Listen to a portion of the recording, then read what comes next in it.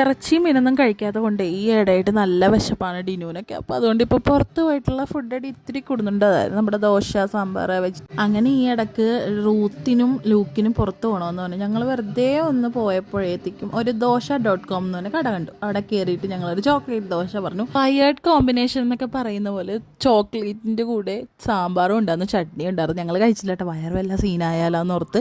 പിന്നെ ഒരു പനീർ ദോശ പറഞ്ഞിട്ടുണ്ടായിരുന്നു, അടിപൊളിയായിരുന്നു, നല്ല ടേസ്റ്റ്. നമ്മുടെ ഷവർമ കഴിക്കുന്ന ഒരു ഫീലൊക്കെ കിട്ടിയായിരുന്നു. നമ്മുടെ മസാല ദോശ തന്നെ അതിൽ ചീസ് ഇട്ടിട്ടുണ്ട്, പിന്നെ പനീറിൻ്റെ ഫില്ലിങ്ങും കൂടി ആയിട്ട് നല്ല ടേസ്റ്റ് ഉണ്ട്. മയോണൈസൊക്കെ ആയിട്ടാണ് അവരത് നമുക്ക് ഡിപ്പായിട്ടൊക്കെ തന്നത്. എനിക്ക് നന്നായിട്ട് ഇഷ്ടപ്പെട്ടു. ആ മൊസറല്ല ചീസൊക്കെ നന്നായിട്ട് ഇങ്ങനെ വരുന്നുണ്ട്. ഈ വെജിറ്റേറിയൻ കടയിൽ പോയി അവിടുത്തെ കോഫിയുടെ ടേസ്റ്റ് വേറെ ഒന്നിനും കിട്ടില്ല. എനിക്കാണെങ്കിൽ ലാസ്റ്റാണ് കോഫി കിട്ടിയത്. അത്യാവശ്യം ചൂടാറിയിട്ടാണ് ഇരുന്ന് വെച്ചത്. പക്ഷെ എന്നാലും ഈ ഫിൽറ്റർ കോഫിയുടെ ടേസ്റ്റ് എന്ന് പറഞ്ഞാൽ ഭയങ്കര ടേസ്റ്റ് അല്ലേ. റൂത്താണെങ്കിലില്ല, ആ ചോക്ലേറ്റ് മാത്രം എടുത്ത് കഴിച്ചിട്ട് അപ്പോൾ ആളെന്നെ കാണിച്ചു തരികയാണ്. പപ്പ നെയിൽ പോളിഷ് ഇട്ട് കൊടുത്തെന്ന് അവൾക്ക് 2 കയ്യിലും ഇട്ട് കൊടുത്തിട്ടുണ്ട്. കുറച്ചധികം നേരം കോഫിക്ക് വേണ്ടി വെയിറ്റ് ചെയ്യേണ്ടി വന്നിട്ട് ഈ ഫുഡൊക്കെ കഴിച്ച് കഴിഞ്ഞ് ഇങ്ങനെ വെയിറ്റ് ചെയ്തിരിക്കുകയാണ്. എനിക്ക് ഈ ശരവണ ഭവനിലൊക്കെ പോയാൽ ഞാൻ ആദ്യം തന്നെ ഒരു കോഫി കുടിച്ചിട്ട് പിന്നെ ഫുഡ് കഴിക്കാറുള്ളൂ.